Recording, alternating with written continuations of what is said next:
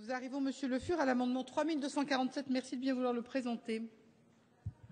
Oui, merci Madame la Présidente, mes chers collègues. Pour rompre la litanie qui peut caractériser des avis d'autorité, je me permets d'en revenir à quelque chose de plus, comment dirais-je, de plus futile à l'évidence, qui est la lecture de Paris Match. Paris Match qui évoque, Paris Match qui évoque une situation qui nous intéresse directement.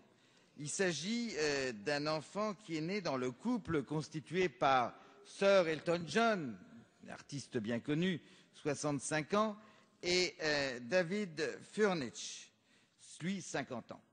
Ils ont déjà des enfants, mais là un enfant vient de rejoindre cette famille, un enfant qui résulte d'une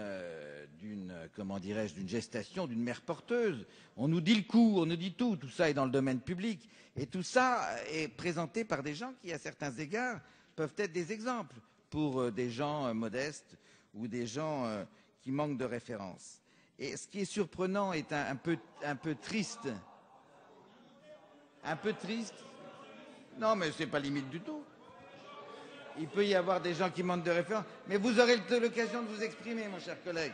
Bon. Et alors, ce qui est un peu pénible, mes chers collègues, laissez finir Monsieur Le Fur.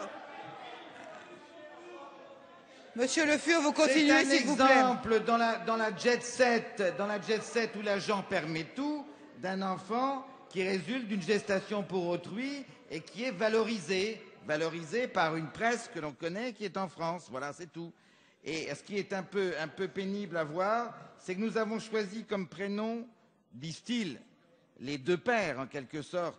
On a choisi Joseph comme prénom, car ça nous plaisait tous les deux, ça c'est très bien.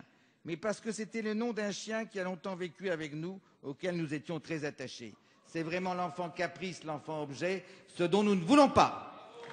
La parole est à Monsieur Xavier Breton.